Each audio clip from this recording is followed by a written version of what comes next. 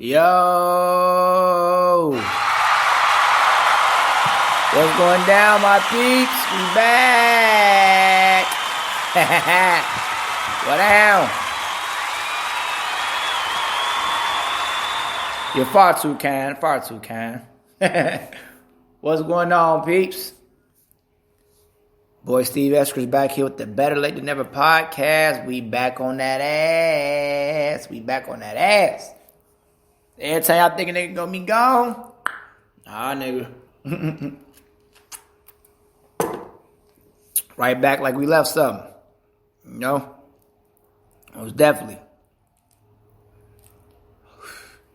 Catch this podcast on Spreaker.com. Steve Eskridge. Also checking me out on Spotify podcasts as well. I'm in the Society and Culture section of the podcast on Spotify. Shout out to them. I'm on iHeartRadio as well, Google Podcasts, Podcast Addict, SoundCloud, my YouTube channel as well as Steve Eskridge. Again, that's my YouTube channel, Steve Eskridge. My Instagram is Steven ESKRI. My Instagram is Steven ESKRI. And you can catch me on Twitter as well as Steven Eskridge #1. That's Steven Eskridge #1. That's me on Twitter. And we finna get right to that shit. We get right to it, y'all. First and foremost, shout out to y'all listeners first off for listening, man. Give us a round of applause, man. Could be anywhere in the world, but you're here with me. I appreciate that. Wise man once said that. But we getting right to the shit, y'all. Not gonna say I've been avoiding this for a while, but I had to come here and rap, man. You know, my boy Kobe Dean Bryant. You know, gotta rap about him, man. You know, I'm one of the biggest Kobe heads out here. You know, I kind of, you know, like I told you, I do relationships, sports, sex, etc. You know, and what a perfect time for me to dive back into my sports. You know, with this, his passing just came along. The day he passed was just days ago. But for me, it hasn't been about that. From the time he passed away, it's been all about celebration for me. And I celebrated him when he was here, honestly. So it's really nothing new for me to keep that going. And that's exactly what I'm going to do.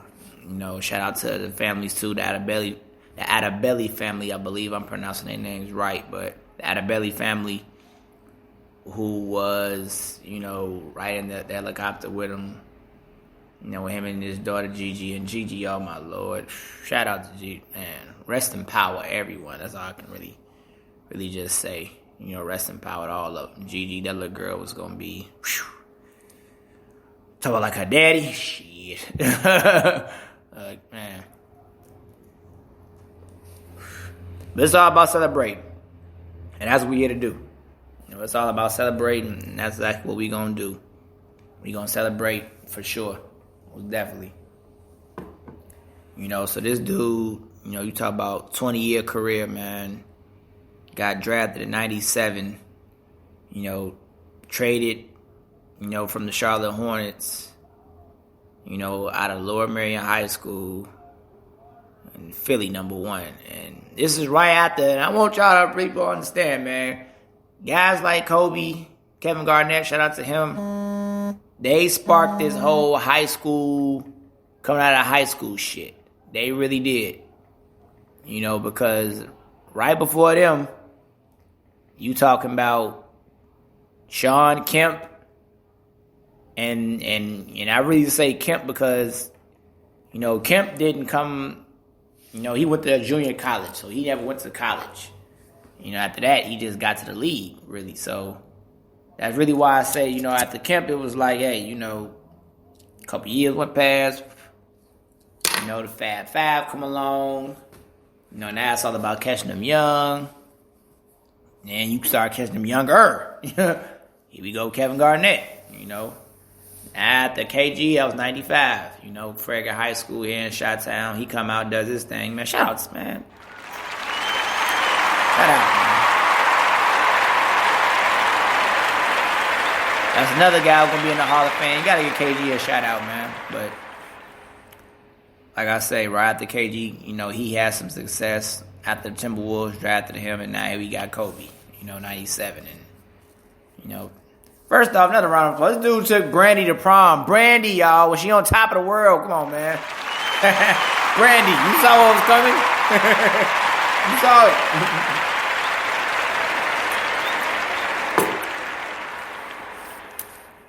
You saw what was coming, man. You know, Mac, man, used the total package, man. You know, he had the swag. He had the finesse. You know, and he had the work ethic. You know, he wanted to get better. You saw it.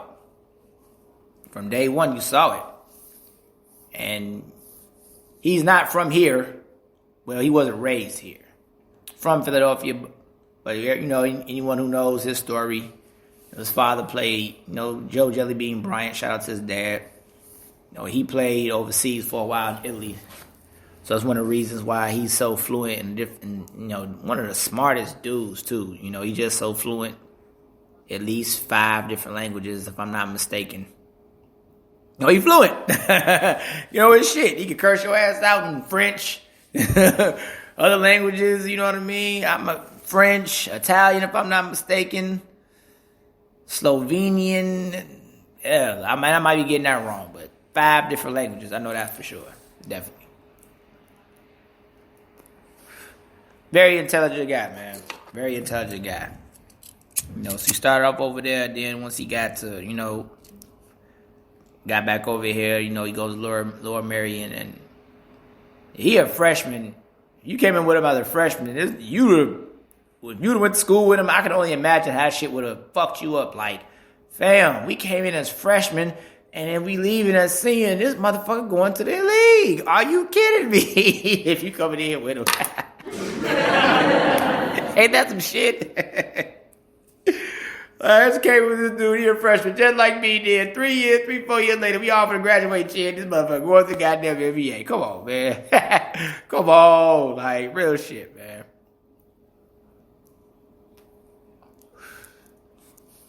So he really was, you know, he was on his way. He was destined. You know, the proof is in the pudding. The man was destined. Definitely was. You know, so he comes out of the draft. And, you know, he always said he probably went to Duke, play with Krzyzewski. But, you know, they told him, man, like, hey, you might as well go for it. You're gonna be first round. Like, book it. So he left out of there. And y'all got to remember, he's the first guard. Come on, man, gunshot. The first guard, people, out of high school. It was a big man league for years. This dude came in and changed the landscape. Are you kidding me? Come on, man. First guard. Hey, he has height. He's 6'6". Like I say, this is a big man league still in 97.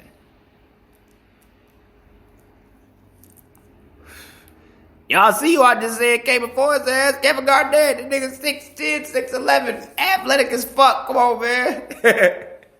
Come on. Like.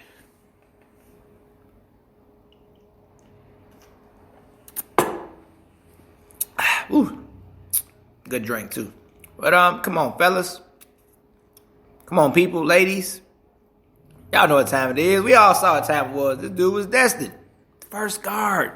In case y'all forgot, the first guard. So, Charlotte Hornets, everyone passed. And you talk about this draft, too. You talk about Allen Iverson, Steve Nash, Ray Allen, Stephon Marbury, shit. Marcus Camby was picked number 1 coming out of UMass. Like, bam. This is one of the best drafts ever. And a host of other motherfuckers I'm forgetting right now. This is one of the best drafts ever. And I do mean ever. Let's keep it a buck. It was one of the best drafts ever. And this dude was pick number 13. And then got traded to the Lakers. Vlade Divac. And another package, too. Some picks, if I'm not mistaken. Excuse me. But hey, Jerry West saw the vision. And shout out to Jerry West, man. That dude is... Unshot Jerry West, man. That dude is... easily top 5 general manager ever, man. Easily. Come on, fellas. Easily. You talk about his alpha talent is ridiculous, man. It's ridiculous. You talk about architecting that team together. Because you got to think, when he gave Shaq that money at 120, after Orlando didn't want to give it to him, that's why Shaq left. Orlando didn't want to pay him. After he found out what Alonzo Mourning got. Zoe got 110. He's like, nigga, I be busting this nigga ass. Y'all gave him 110?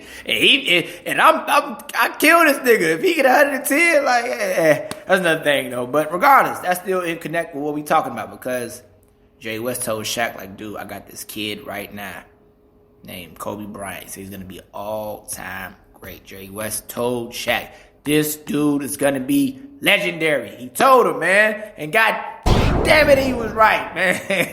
Shit, good shot to give, man. Because a lot of folks didn't think he would be here. Jerry West called the living shit out of it, man. And I do mean the living shit out of it. He called it big time. You know? And another thing that has to be talked about, though, they had to develop. That is true. They had to develop. So you talk about 97 and then, 98. He's the youngest all-star ever. At 19. Starting, man. He's not even starting. You gotta think about it now, y'all forget that fucked up. He had to watch guys like, he had to watch Ivo. He had to watch Marbury, Ray Allen, Camby.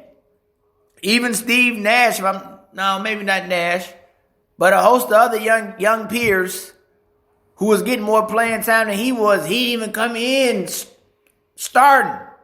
Come on, y'all. Hey. Off the bench, he came in, Kevin Nugent. He was an all-star off the bench. Come on, man.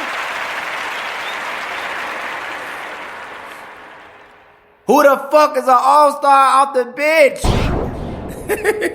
Come on, man. On the bench, he all-star.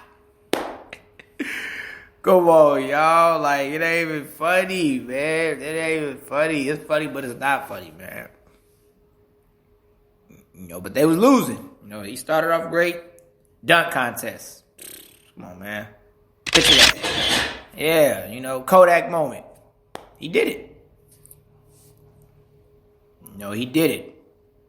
And around that time when the dunk contest was still, and it has some significance, but it didn't hold the significance that it holds back then in 97 still. It still held big time significance. It was one of the, oh my Lord, like, shit. One of the all-time best things to watch. Still on the tube. Everyone was tuned in. They tuned in now too, but they definitely was tuned in on that one. And man, he did it. Had Brandy there with him too. Rooting for him, throwing up the hey, nigga had a 10 on every dunk to her. Shit, he could have missed the motherfucker. She was still get a nigga a 10. Brandy didn't give a fuck. Shit. Brandy didn't give a fuck. Shit. So now you talk, and then this is the moment that I want everybody to hone in and listen to me right now. Oh my goodness.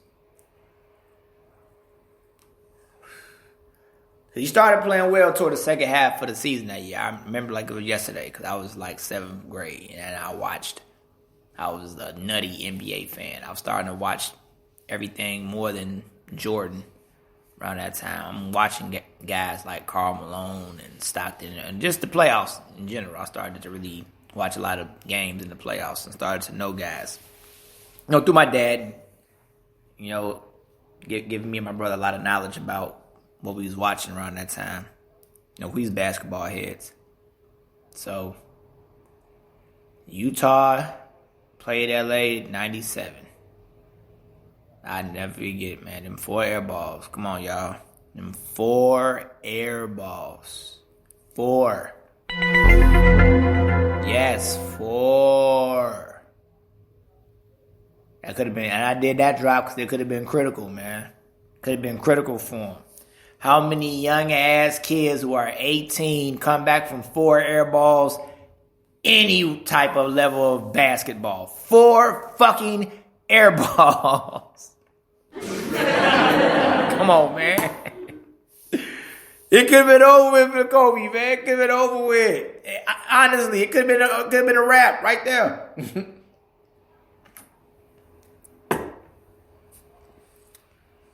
But fellas and ladies, people, that was only the beginning. That was the fucking beginning. We gonna start off with 4 air balls.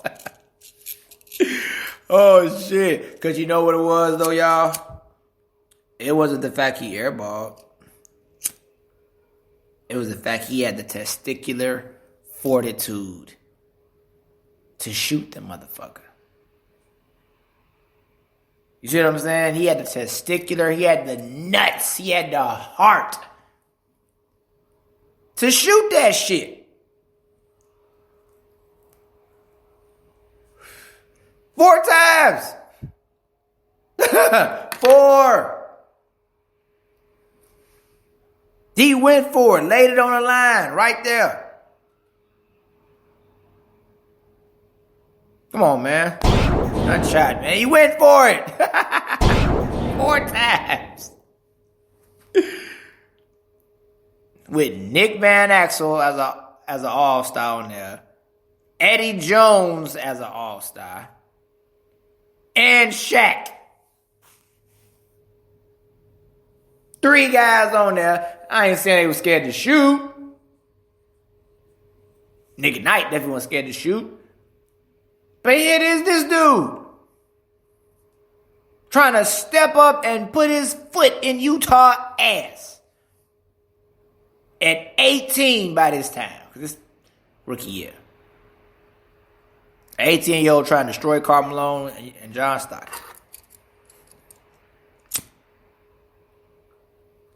I guarantee you, they saw that shit too. Like, hey, this motherfucker shot them shits. He might be a problem. And if they didn't, oh boy, they got surprised like we all did. Because it's all you been getting, y'all. And that is for me what made him. And every Kobe story you will ever hear, documentary, whatever the fuck, they will go to those air balls. And I remember Shaq say he was talking to him like, hey, everybody gonna be kissing your ass, they gonna be bowing down on your feet after this shit. And you're like, don't even worry about it. And Shaq knew. Shaq knew what time it was. Shaq knew what was up. Like this little motherfucker got some nuts. Like this nigga got heart. You know what I'm saying? This nigga's not scared at all. Not at all. You was not scared of this little young dude. No, it's not happening. Like, Came back, was an all-star next year, 98 though. Going up against Mike. Now at this point, now him and Mike having wars. Back and forth, man. Come on, man. Hey. Come on, man. Him and Mike having wars, man, dog. He's 20. 21-20. Having wars with Michael Jordan, man. Are you fucking kidding me? I got even a gunshot, man. Y'all understand how crazy that was. as a kid to see a young kid in the league going bucket for bucket with the best to do this shit.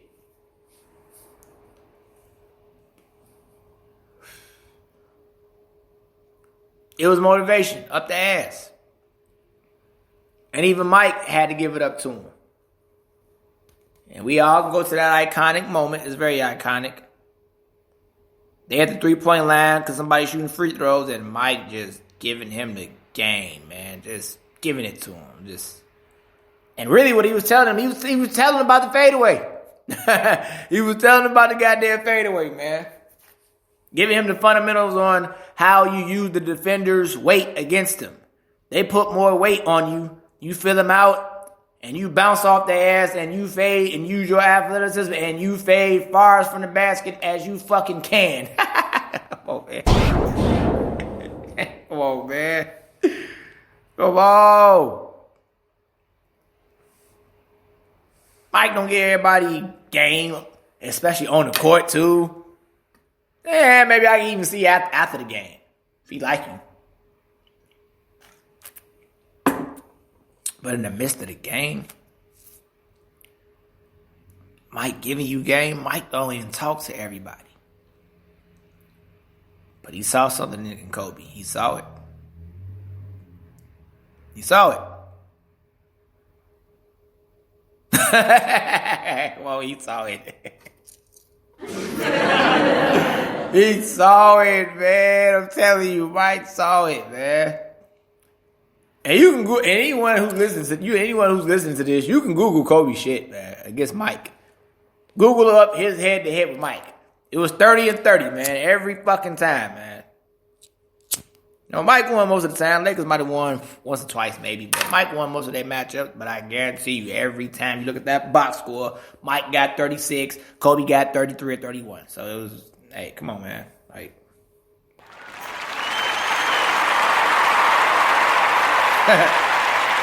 going at it with the king.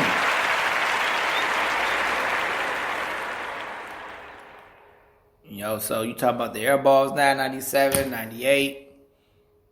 You know, you're right, but 99, I tell folks, this is also has to be put into context. Those are 3 losing years for the Lakers. Those are 3 losing years. You know, Dale Harris, okay, but nah, he wasn't the coach for him. He just wasn't. They get to about first, second round at best. And boop, they out of there. With 3 or 4 All-Stars, too. Think about that. Van Axel, Kobe, Eddie Jones, and Shaq. 4 All-Stars. Couldn't get it done. For 3 years. 97 to 99. Couldn't get it done.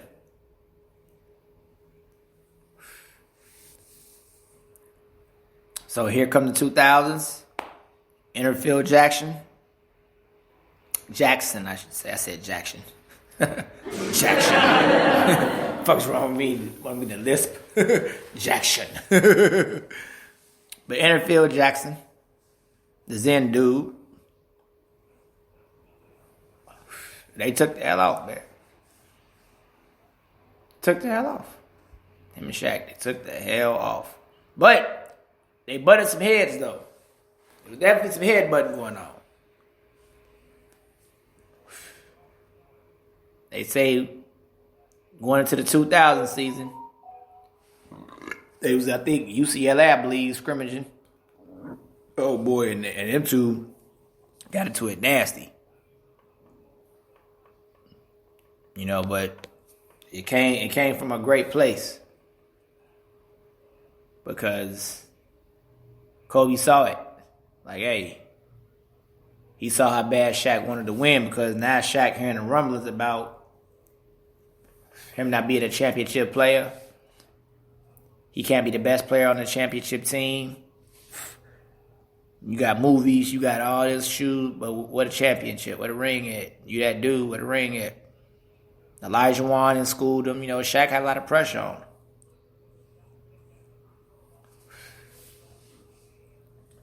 So Kobe saw that and said, oh, this consumes this dude. He wants this. He wants this bad. And Kobe did too. He wanted just as bad. And they figured it out. They got it in. And once those two started to click, how they clicked, hey, it wasn't fair, man. That ass, it wasn't fair. It wasn't fair. It was not fair, people. They were the two best players in the world. And the 2000s was great because around that time, yeah, you could have debated with Kobe as far as, Mr. AI, Vince Carter, Ray Allen. A lot of guys. McGrady. A lot of guys around that time, make an argument on the two guard side or just the guard side in general.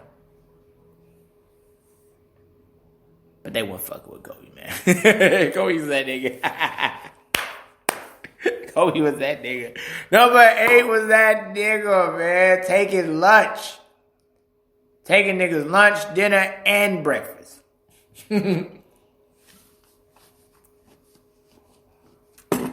Like, none of y'all niggas eating. Now, don't get me wrong. The rest of those guys, they have moments against them, absolutely. Toppers are the best of the best. Him and Ray Allen had great wars.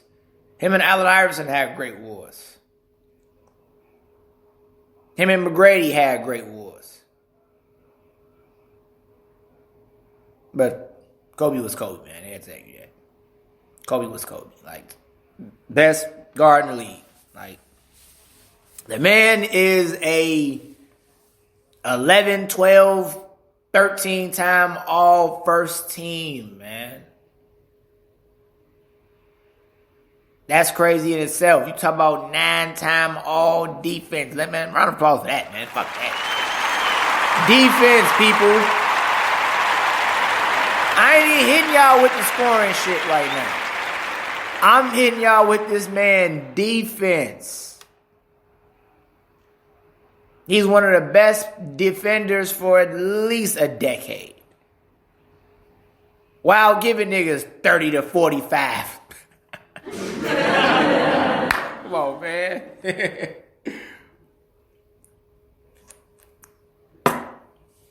Shut down your best player or make it hard for him while giving his ass 35. Come on, man.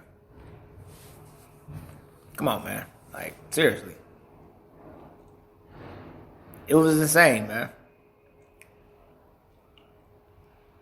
That's why I say for people, anybody went up against him, they know that. Like, it wasn't just one-sided with Kobe. With Kobe. He did it on both sides of the floor. Offense and defense. Once again, the guy who you were looking up to, though, what did he do? MJ, offense, defense. And I always have to remind folks about MJ, too, to take a quick side note. It's another dude. 10, 11-time all defense. Come on, man. Defense, people. We ain't doing offense, defense.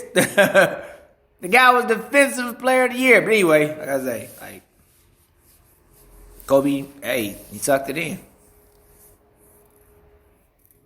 Sucked it in. Like, this guy does it on both sides. That's what the fuck I'm going to do, too. On both sides. I'm going to score a lot of points, but I'm also going to shut down or make it hard for the team's best scorer. Or one of their best scorers. Didn't matter. He's going to make it hard for him, though. So they go on to win the championship 2000 against Portland. I remember that, boy. Portland had a brick, man. Portland had a brick that year, man. You talk about Damon Stoudemire.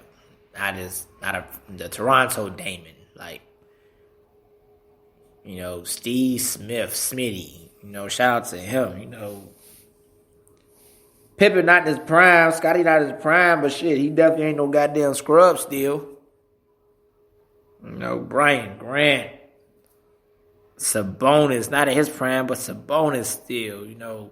Jermaine O'Neal's a rookie. Oh, man. You know, Bozzy Wells, the rest of the guys, but hey, the Lakers beat them dudes, yeah, like.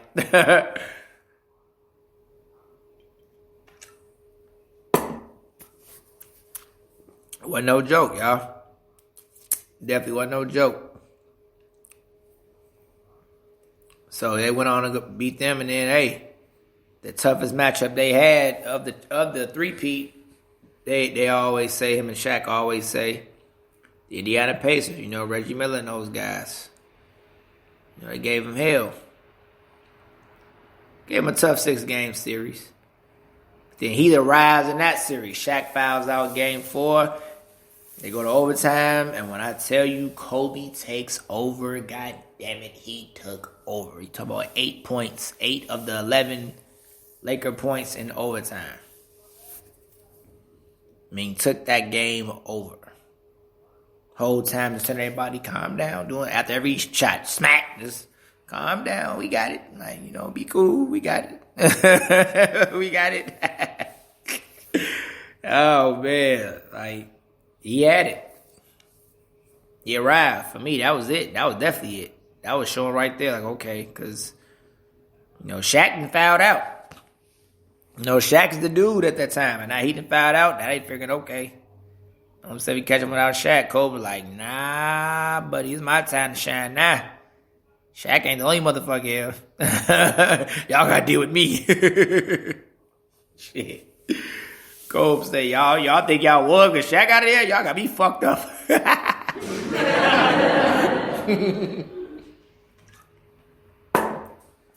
Kobe went nuts on them niggas. You know, and that was game 4 of the 2000 finals, and that was it. He was a threat after that. That was it. You know, so they go on to win that series, and then win their first one. Now, in the all season, I'm going to tell y'all right now, for anyone who didn't know this, I'm tell y'all right now, if anyone watched the NBA's face-to-face with teammates, they take time reminiscing and all that shit. Like, it was said on there. Like, y'all got to remember this. You know, Shaq being the dominant force he was. Shaq had fundamentals. Like, he had, you know, offensive skill, left jump hook, right jump hook, etc. He was just so big and athletic, man. Shaq just, hey, y'all, it's Shaq. What the fuck? I ain't got to elaborate. It's Shaq. Shit. But see, Kobe, man, Kobe, you got to think. Kobe was only 21 years old when he won that championship. So he's only going to get better.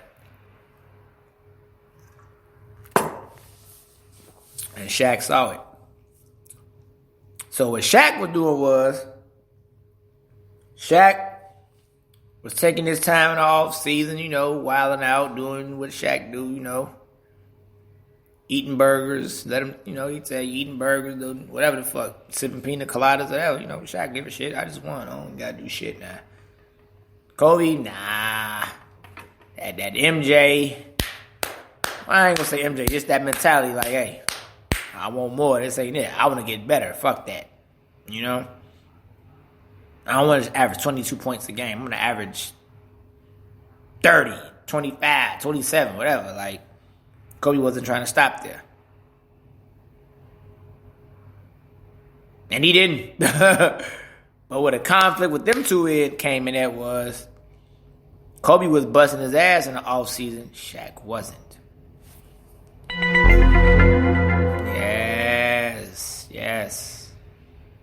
Yes. That's dramatic right there. Kobe was putting in work. Shaq wasn't. Shaq mentality was, I get ready when I get ready. Now, I've worked myself back into shape. I know what I've been doing off season, yada, yada, yada. The season come back, I work myself back in there. Kobe came ready to destroy motherfuckers. Do you hear me? He came back to the off season. He came back from the off season like he lost in the finals. You know what I'm saying? Like, that was his drive. So you got to really think about it. Like, hey, Kobe wanted it. Dare I say more than Shaq? Yeah, I said it. Kobe wanted it better than Shaq. Yeah, I said it. Or it seemed that way. No, fuck that. He did. I say that. But not just better than, but not just he wanted it better than Shaq. He wanted it better than everybody. Oh man.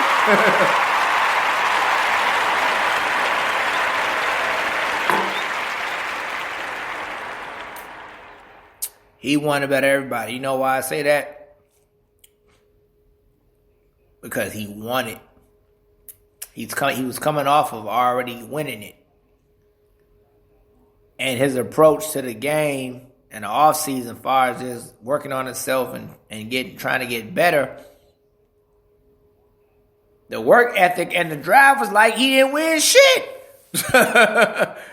You winning, but you putting in work like you ain't won shit. You see what I'm saying? That's like a rich motherfucker sitting out there still trying to get some money because in his mind, he's still broke. Come on, man. Gunshots, man. The fuck?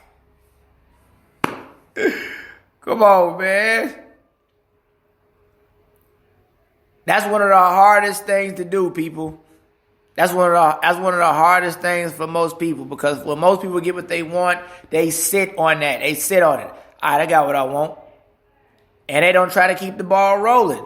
They cool with just that one time or however many times they felt it. And they like, all right, I ain't got to feel it again. Cool, I felt it.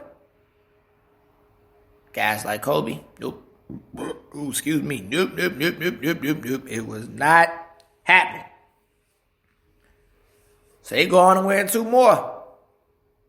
You know, he beat Iverson. He beat Iverson in 2001. And at the time, up to the Golden State Warriors up in 2016, you're talking about the best playoff run ever. And I don't want to hear that bullshit about the West or the league was whack around that time. They beat a great Sacramento Kings team with Webber, White Chocolate, Jay Will, rest of them dudes. They beat them first. Kobe is the reason why Tim Duncan couldn't win shit for a long time. For them 3-4 years. Kobe and Shaq in his way. Are you kidding me? Because I tell people all the time, especially in them days too, it was multiple superstars. One ring. Multiple superstars, one ring. All y'all can't be champions. Somebody got to lose. It has to happen. Now, that don't mean y'all not superstars or great players because you don't win it, but whoever won it stood above the rest. That's how it's always been. That's how it always will be. And Kobe stood behind all that, stood above the rest with all of them. And each time you started to see, it wasn't just Shaq. You knew Shaq was the dude, but by 2001, oh shit. This young motherfucker Kobe is, hey, it ain't just Shaq, man. Shaq that dude, but hey, it ain't just him. So by that time, motherfuckers start saying, man, that shit ain't even fair, dog. Because y'all got to remember, man, Kobe with the fro, number 8, he was just straight monstrous, man. He'll bust your ass for 40 and then just dunk, and in the process, just dunk the living shit out of you, man, for no fucking reason. Like, for real. For real, man. How you want it? You want the fadeaway? You want the three-pointer? Where you crossed over for the mid-range? We would come to hold and just shit on your ass. Like, how do you want this? And it was all in the mind.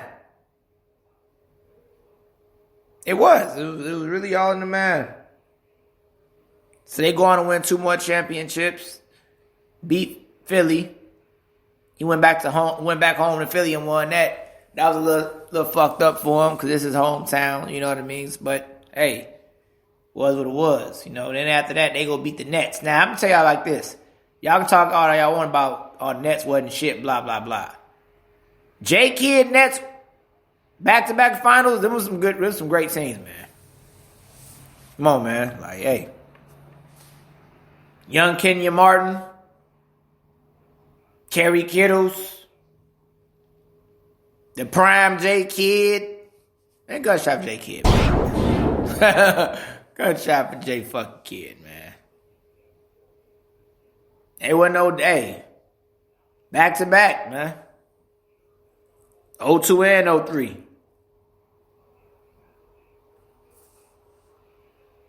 But wasn't nobody fucking with the Lakers, man. What happened?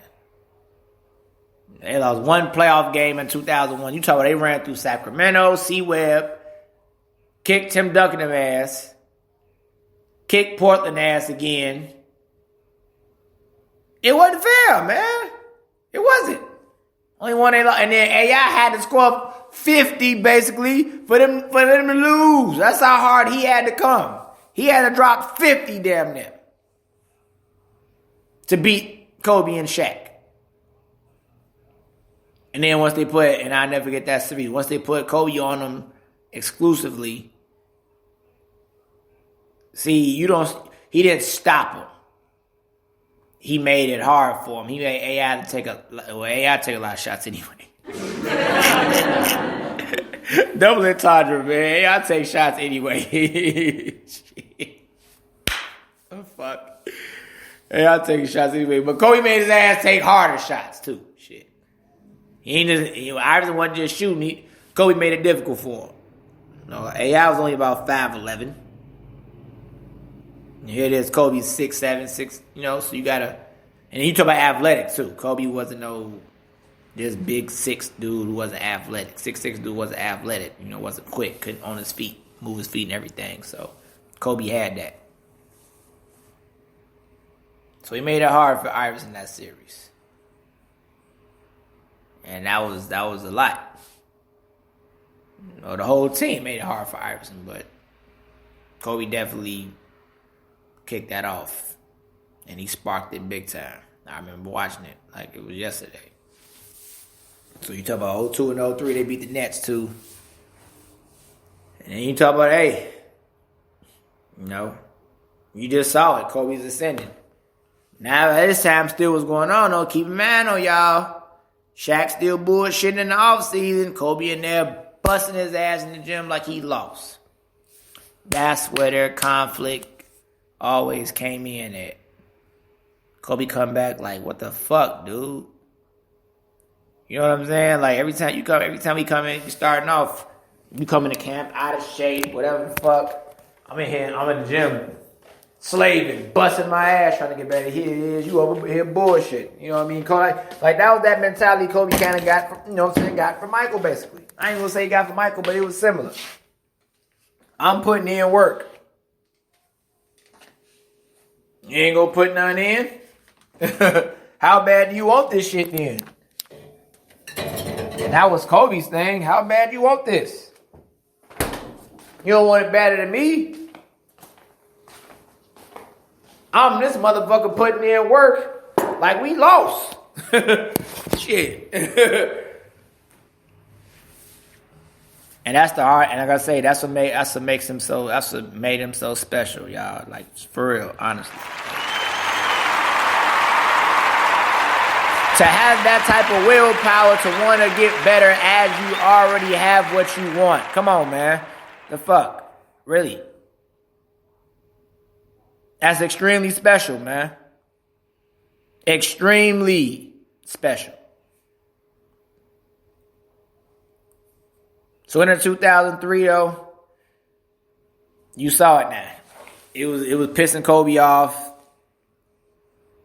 Shaq was getting pissed off bad. I'm the fucking man, blah, blah, blah. I'm assuming. I don't fucking know. Shit. You know what I'm saying? But regardless, you can kind of... I know that. So tension was hitting. It was coming. So 2003, hey, Tim Duncan them finally got over that hump. They got him, and then Kobe started off. You talking about regular season wise? Oh boy, that guy started off on fire. You talk about 30-something a game now. 2003. By this time, he's about 24 years old. Kobe at 24. Shit. Like, picture that. We all did. Him at 24 was like, what the fuck, dude? But by that time, that was the friction with them. One guy out there putting in the work, trying to get better. The other guy, he put in work, but he do it on his own time. And a lot of times in life, that does come back to catch up on you at some point. And it caught up to the Lakers, I believe. It really did. You know, had Shaq, I think, had the same mentality as Kobe around that time, I think they could have stayed together. But their approaches to the game was different. Both of them wanted to win bad. But Kobe was obsessed as anybody you would find. And Shaq was like, man, hey, I ain't that obsessed with it. I'm obsessed with it. You know, Shaq wasn't on that level. You know, because his approach was different. Like, man, we gonna bust these niggas' ass. I can come this motherfucker.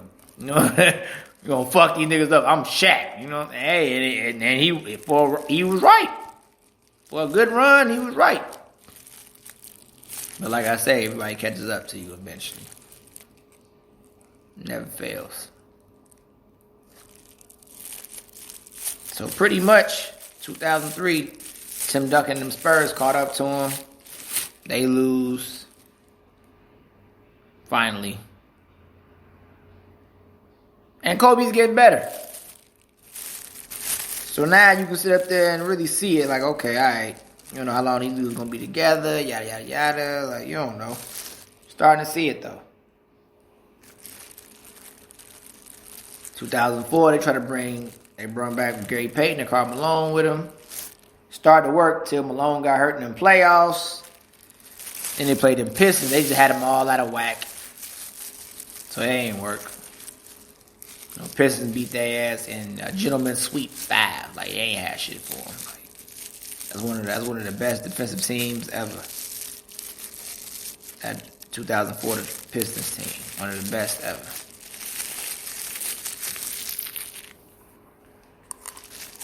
So now, that was it, basically. You talk about 2 years in a row losing. After 3 years straight winning. And after 3 years straight losing to get that before the winning. So them guys spent 6 years together. 3 winning, 3 losing. Y'all ain't think about that, did y'all? Yeah. Y'all ain't think about that. You guys had 6 years together. 3 years losing. 3 years winning, at least.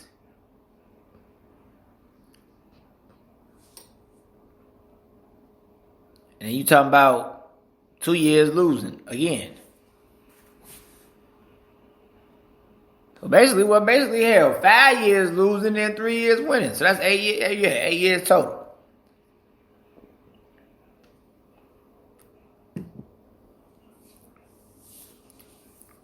It was 3 out of 5. You wouldn't take them odds?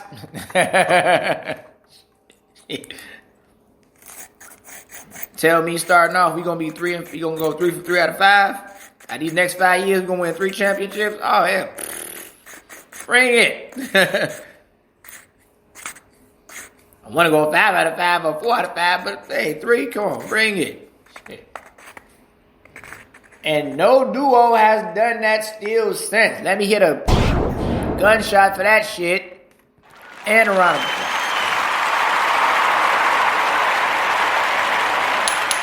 Honestly, y'all, think about that shit. Nobody has 3-peated since. 2002 is at least 20 years ago. Excuse me. Well, it's 19 to be approximately, if I'm not mistaken. It's 19. Nobody's done it.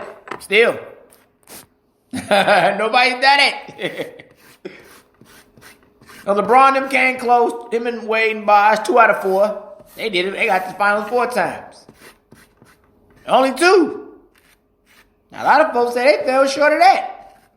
Another conversation, of course. But regardless, 2 out of 4. 3 out of 5. 3 out of 5, though. And then 3 out of 3. That's the thing. 3 for 3, man. Most teams didn't dominate 3 years straight. That 1 year they might have got there and lost and then went back to back the next 2 years. That's normally how it went. Because the competition was still so stiff. Teams weren't even going back to back then. Right? The Magic just had cracked it with him and Larry. They faced each other every other year in the 80s. And the first couple years of the 80s, one of them would win it every other year, but they just could never get to each other because one wouldn't make it. Magic would win, Bird didn't make it. Bird would win 1 year, Magic didn't make it. So somebody always was left out of the finals, but oh, them boys finally got it together. Ooh. Well, y'all know what happened.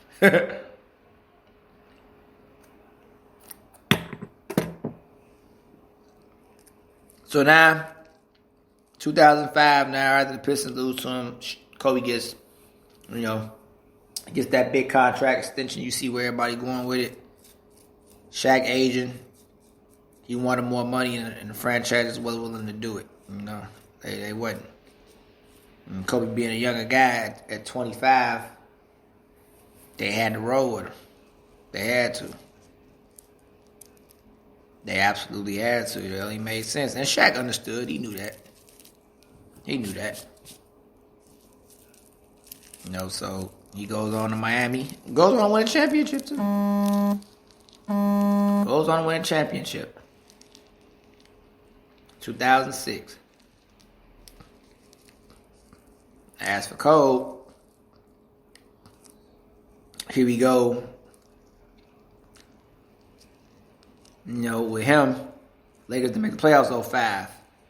Those allegations. Y'all know what happened with that, how that played out. And I'm going to just say my personal opinion. I always believed him. I never thought he did it. I thought he did it, but not forcefully. That's what I always thought.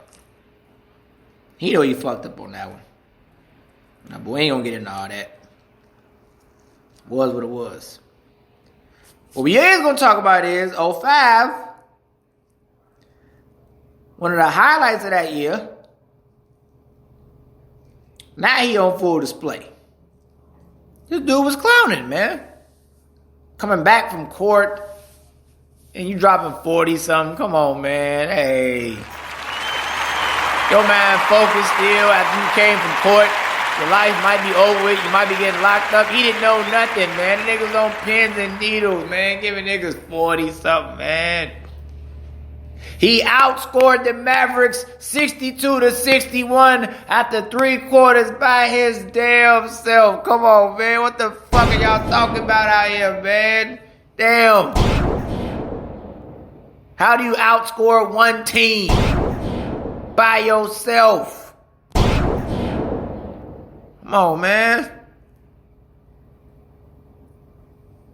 That's when everybody got on that video game shit. Like, I'm gonna fuck you up. I'm gonna hit one guy and just fuck you up. It was video game-esque, man. What a good shot. I promise you, we all got Kobe when the NBA Live was out, man. Everybody wanted to get Kobe. Like, I'm gonna score 70 on your ass, Kobe.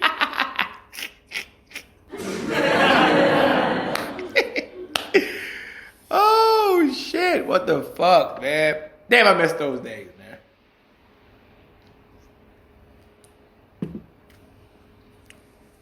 But 05, 06, 07... Kobe was getting, now it was up to him. And you got to learn how to become a leader, too. A leader of men. You know, he definitely had to learn how to become a leader. And by that time, you know, Shaq over there with Wade, he got a supporting cast. Don't you get me started on Kobe's supporting cast, but it was what it was. Don't you get me started on Smush and the rest of them and Kwame. Oh my goodness. I hated it. I hated to watch it. Shit. But hey, it was what it was though. The guy was still pro. Shout out to him. Yeah, but Kobe couldn't get past them damn Phoenix Suns, man. D'Antoni, Nash, everybody couldn't get past them dudes. They had too much backup. Especially 06, hey, they blew a 3-1 lead. You saw it. After that famous shot my boy hits, going from the free throw, hey, couldn't do it. And then what doesn't get talked about a lot too, real Kobe fans, y'all know what's up, what I'm going to talk about. You go to 07 and then they lose to Phoenix again in 5 games, if I'm not mistaken. Yeah, they lost in 5 games. Everyone's talking that shit about Kobe, like, hey, why the fuck you keep shooting the damn ball so what? Blah, blah, blah. Get your teammates involved, yada, yada. Kobe's like, you guys basically are bums. If I don't shoot the ball 50, 40, 30-something times, whatever it is, we don't even have a fucking chance. And I think that 3-1 lead they lost in that Phoenix series really demoralized him into just showing like, hey, this ain't gonna get it done. We was up 3-1 and we just collapsed. Lakers wasn't the same after that. Kobe wasn't the same after that because he saw it like, nah, this ain't it. We just had the best team in the league up 3-1, arguably around that time. Phoenix was arguably the best team in the league. Offensively, we know damn well it was the best. Defense, okay, but just in general. And the Lakers blew it. So Kobe knew like, nah, this ain't it. He knew it. So you talk about the freeze-out game in 2007. I'll never forget like it was yesterday. That second half of that elimination game they had, they lost in 5.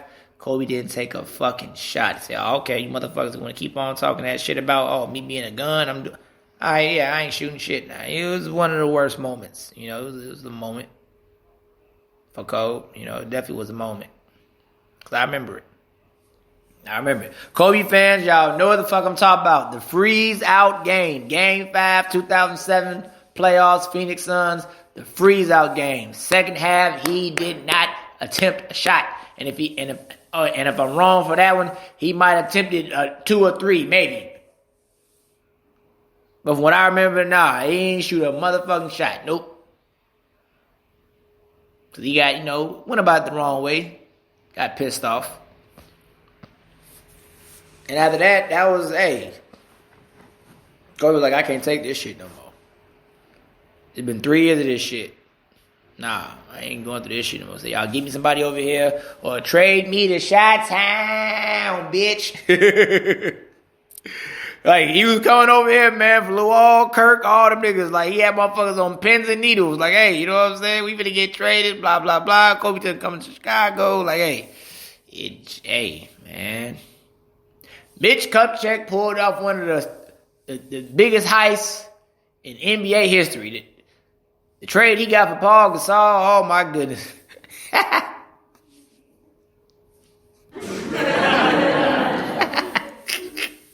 You talk about a highway robbery, oh my goodness. Talk about robbed at gunpoint, shit. They got Gasol for nothing. And I do mean nothing.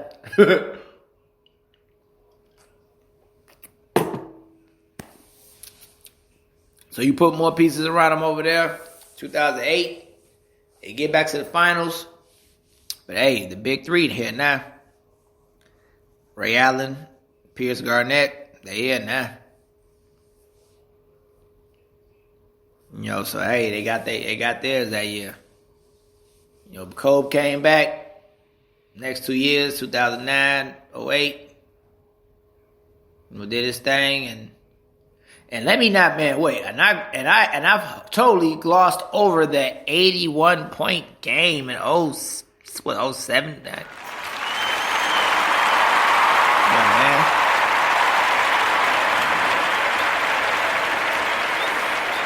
He shot 60% from the field when he scored 81, y'all. What the fuck, man?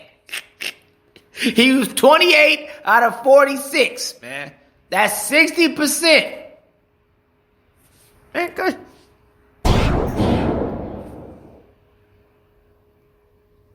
Like 7 to 8 threes made. At least 13 free throws. At least, or 9 of them. Shit. And they was down 18. They was losing. Shit. They needed that. See, people just think, oh man, he was just shooting the ball a lot, blah, blah. Fam, 28 out of 46. Yeah, he shot the ball a lot, but he shot it efficient, damn it.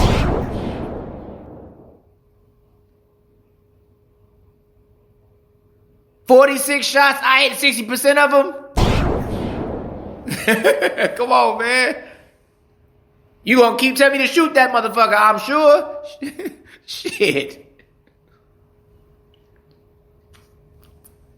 And that's what it was, man.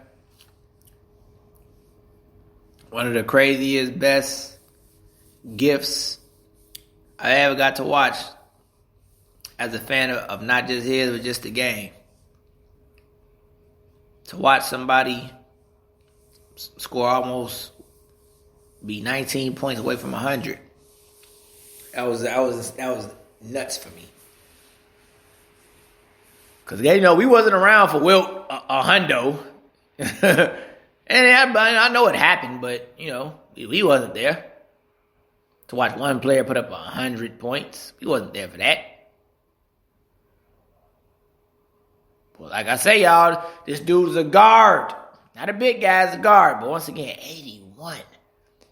And like I say, look, not just 81, hot 81, man. 60% 81. Not just a regular, not a 45% 81. Not a 50% 81. 60% from the field, man. Come on, man. Come on. Oh, man. Oh, shit. I had to talk about that game, man. That game that's one of the games I still watch to this day, man. Never gets old. It'll never get old watching somebody score 81 points. I don't give a shit. A hot ass 81 like that, nah, it never get old. I don't give a fuck what you say. Never. Like never get old. Never. So he goes, like I say, going back now, he goes to win his 2 championships, 09-010, 09-2010. He beat the Celtics again. That was a hard, great series too. I went 7. That was a great series. And then you talk about, you know, he beat a young, in his prime, you know, Dwight Howard. Orlando Magic would have had a great crew over there. Couldn't stick together, but you know, him, Turkoglu, them guys, that was a great team. You beat them in 6. So Kobe them did it. You know, like you say, he got one more than Shaq. You know you're gonna talk shit about that. You knew that was coming, so you know. But hey, after that, I thought he was going to get that 3, man. But Dirk and them came through, and, man, they broomed that ass. I was like, what the fuck? We got broomed? I can see we get beat. We got broomed? Like, what the fuck is really going on? And that's one of the, like, that year. And then the league kept trying to get this Kobe and Bron shit going on. They was promoting it, man. Nike was promoting it. We all wanted to see it, man. Do y'all understand? That's one of the greatest travesties ever in team sports. We never saw a Kobe Bryant, LeBron James fucking final. Do y'all understand how hard we were deprived, man? What the fuck? We got deprived, man. We did.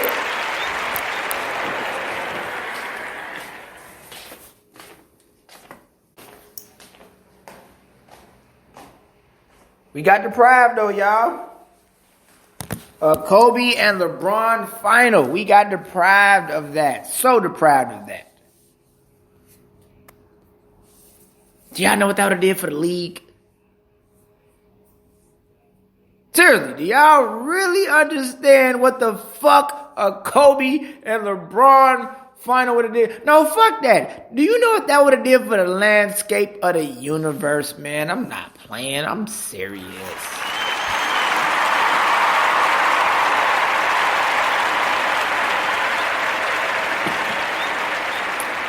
I'm gonna tell you, man, because Bird and Magic did it.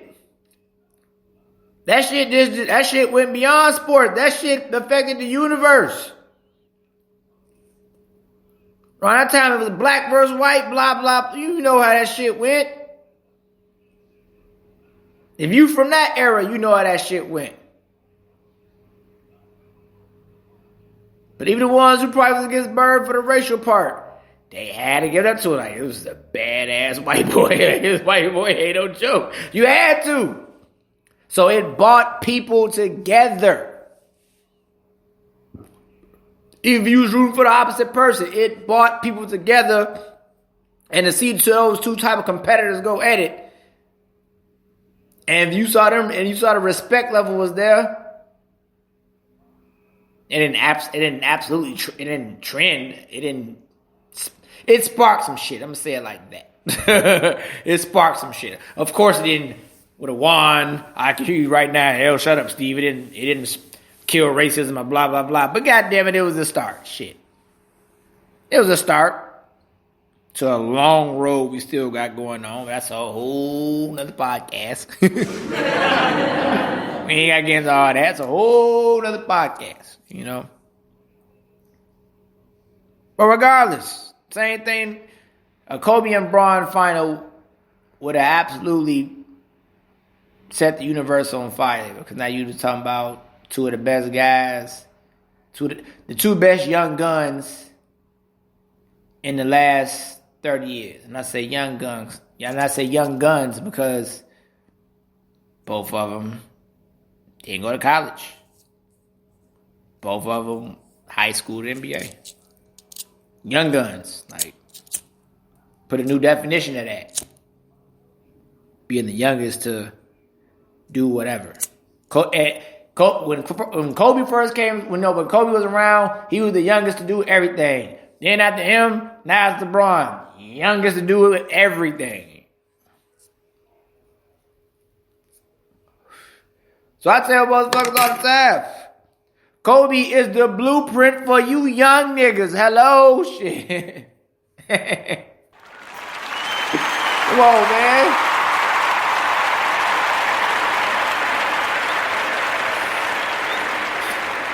And people want to talk that shit. He stole for Mike. He ain't got no influence. Oh, whatever the fuck. We all was trying to be like Mike, and that's the only motherfucker that actually caught it. And when he caught it, he shitted on everyone else with it. That's why he was the youngest to do everything. Youngest to score this amount of points in the game. Youngest to do this in a game. Youngest to do that. He was the youngest to do everything in the fucking NBA.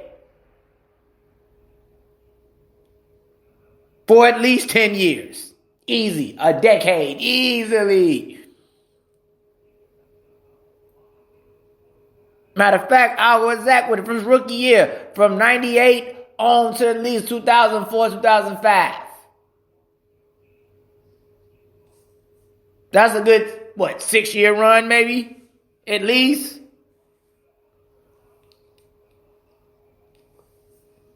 And some motherfuckers got the nerve telling me he don't have no influence because he stole everything from Michael. He had influence on, or Michael, he was trying to be like Mike. Bullshit! Bullshit! Bullshit. Because every last young dude right now, Kobe Bryant is their Michael Jordan. He's this generation's Michael Jordan, man.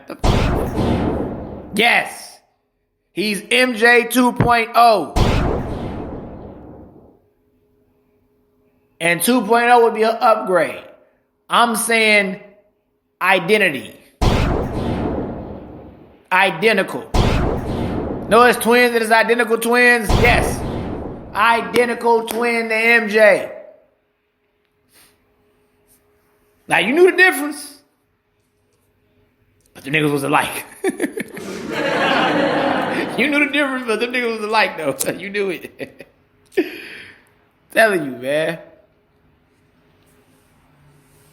So 2011, he loses to them guys, the Mavericks, that great Dallas Mavericks team. And then next couple years after that, he had great years. Oklahoma, he had great years, 2012. And then 13 is where it kicked off at, man. 13 was like the last year, I believe. Then, the Achilles. And not even that, man. Come on, like the guy tore his fucking Achilles. And still shot his free throws and then limped back to the locker room. What the fuck, man? Like, come on. Like,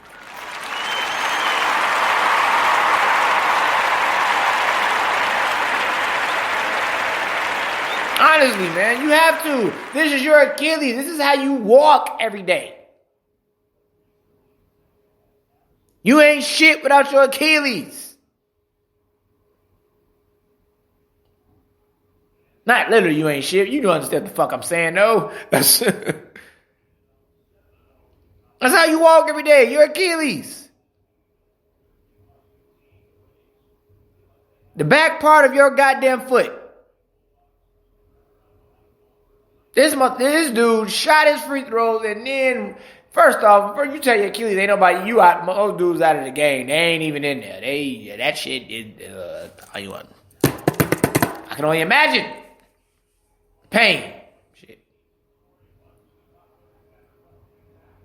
But then to limp back into the locker room after shooting the free throw, after that, it's like, come on, man. Like, really.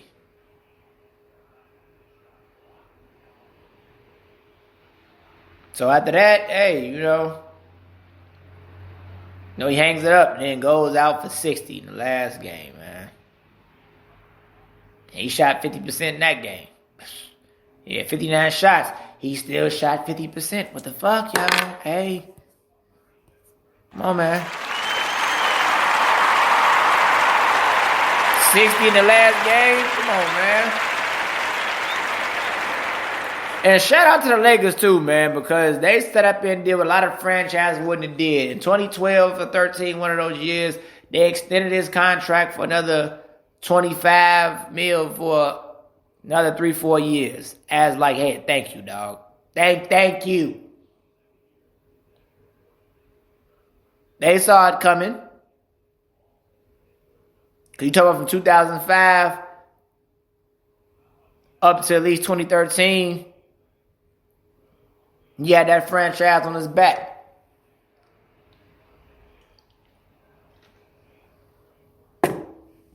Missed everything he was going through.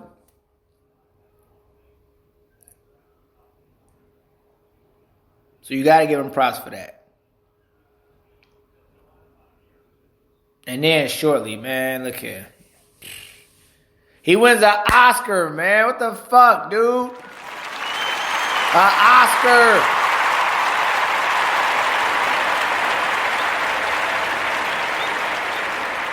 First non-actor to win an Oscar, people. Hello.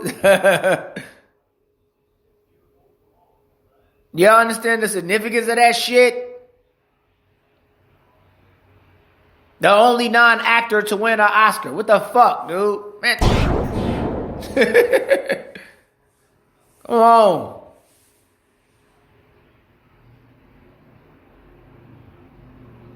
It's immaculate, man, to even fathom some type of shit like that. That's some out of your mind shit to even think about.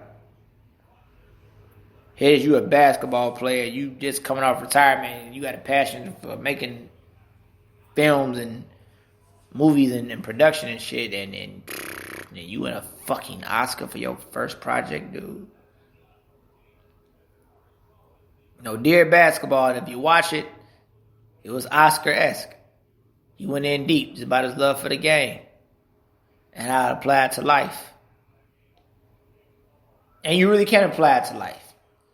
That's why I tell folks sports and life is so parallel. That's why one of my podcasts I did, a while ago, just about the impact of sports when there was no sports around. Sports teaches people a lot, a whole lot.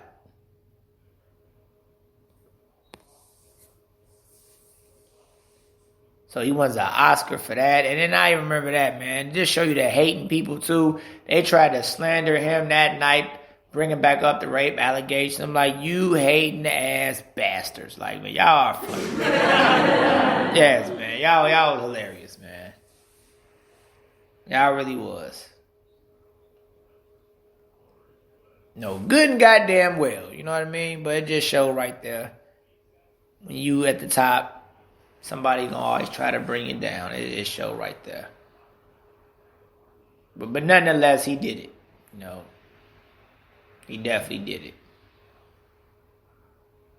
So you can see right there, he won a championship. He won championships on and off the court. And you talking about, repairing his marriage with his with his wife, and then relationship with her and everything, man. You just saw that dude grow into a better man, and it didn't change the number to 24, 2000 after the 07 season. Change that number to 24. Obviously, you know why. One up over Michael. And then just change the number period. Now 24 was, like I say, 8 was like, just 8 was just straight beastie, man. Just dunk on your ass, like give it to however you want it, blah, blah, blah. The athletic Kobe was just like, ugh. But 24 was cerebral.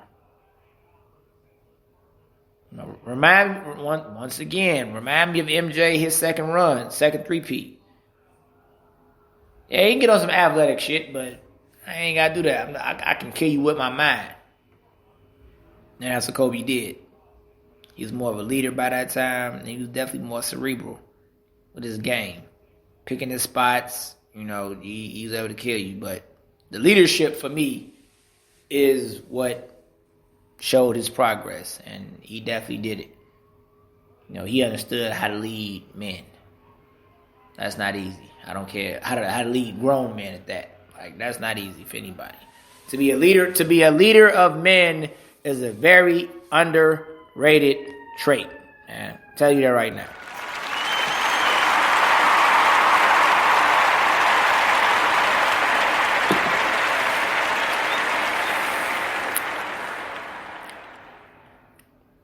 So Kobe did it all, man. On and off the floor, he did it all. He's our Michael Jordan. For anybody who didn't see Michael Jordan, but they saw Kobe, to them, that's Michael Jordan. For us, that was obviously, I'm talking about obviously before you go back and look at the videos of MJ, blah, blah, blah. But if you're younger than 37, Kobe's your Jordan. Because that's who you were able to see more than anything. That's who you grew up watching. That's all you knew. Not all you knew, but hey, I'll get it. So it's just, hey, it is what it is, But he's going to be inducted into the Hall of Fame coming up, along with Kevin Garnett and Tim Duncan, and one of the best Hall of Fame classes ever. It's going to be great. It's going to be special. And for me, as an avid Kobe fan, I'm just going to keep celebrating like I've been doing. The guy was special on and off the floor. And not just that, his mentality. We all can learn and carry on a lot from his mentality of approaching the game. Just with that Mamba mentality. Get better every day. Grow every day. Whatever it is you try and do in life, attack it with that Mamba mentality of every day. I'm going to drive myself crazy to get better. I'm going to push myself when I don't want to push myself to get to where I'm trying to get to. Whatever goal you have, whatever goal, whatever dream, whatever aspiration, whatever it is you got going on in life, let's all approach it with that Mamba mentality of staying and the number one thing, staying disciplined. Let's all do it. Let's keep that ball rolling. You know, Kobe was an extremely disciplined dude. Because he was all about trying to chase, he was in a pursuit of excellence. And that's one of the things about people like him with that mentality. Everyone is not built for excellence. Everyone is not built for greatness because of the willpower and the time it consumes and the work that's necessary to get put in for that. It's endless. Every day you have to, because it's somebody else who putting in the work. They got a one up on you. You can't let them get a one up on you, so you got to go hard. You got to. So we all gonna definitely approach life with that Mamba mentality, and that's what makes him so powerful. Because you can learn a lot from him on and off the court, or on and outside of the sport of basketball. You can learn a lot from a guy like Kobe with just his work ethic. Let alone anything else. How he articulated himself, interviews, everything. So I had to come in and definitely give my tribute to Kobe. And ironically, right now, I'm 81 minutes in. Scoring 81, bitch! Good shot, man. Scoring 81 for Mamba right now, man. Shit.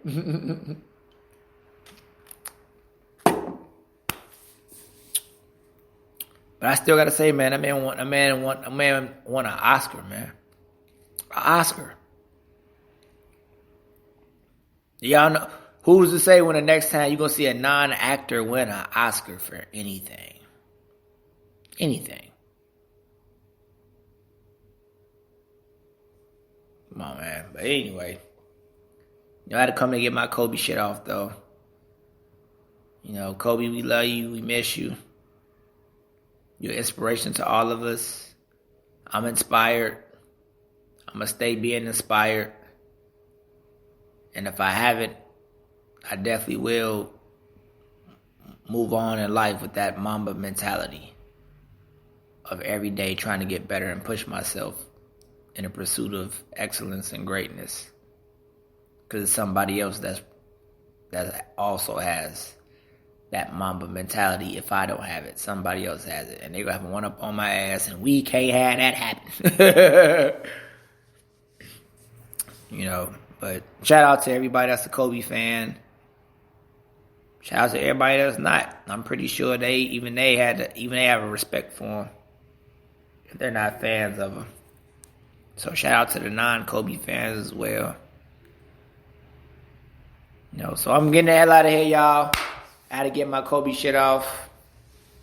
Rest in power to the Mamba and those families too. Young Gigi. Young Gigi was going to be one of the best WNBA players in history. We are all going out on the limb and saying that shit right now. If you saw that little girl, she played just like her daddy. As a woman, she was a monster in Space Jam terms. But rest in power to everyone on that outside of Kobe as well. And to their friends, his family as well. Rest in power. They will never be forgotten. Because they were attached to a great person. And I'm sure they were decent people or great people themselves. I would like to think. I'm positive. So I'm like to think. I'm going to say that.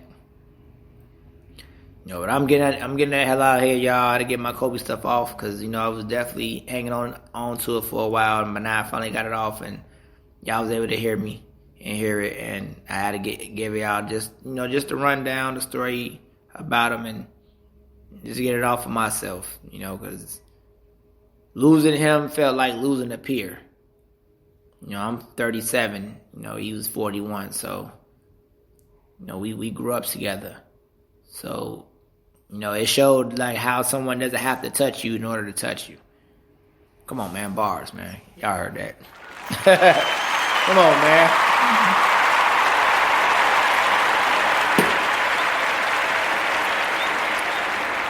Y'all heard that.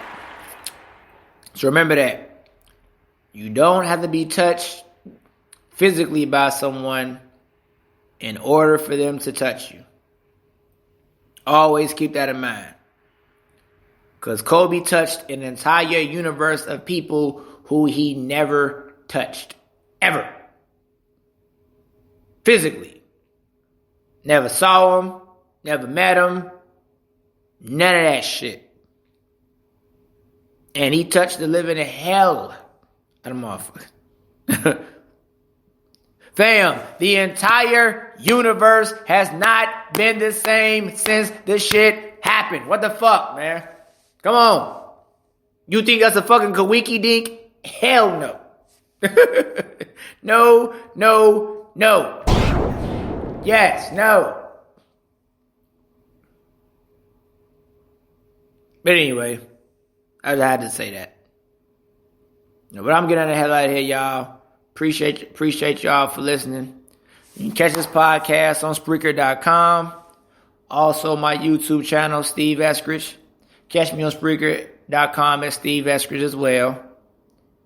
Also, I'm on Spotify in the Society and Culture section of podcasting. I'm in the Society and Culture section of podcasts on Spotify. Type in Steve Eskridge. I'll pop that up right there. I'm on iHeartRadio, Steve Eskridge. I'm on Google Podcasts, Steve Eskridge. SoundCloud, Steve Eskridge. Also, my Instagram, Stephen ESKRI.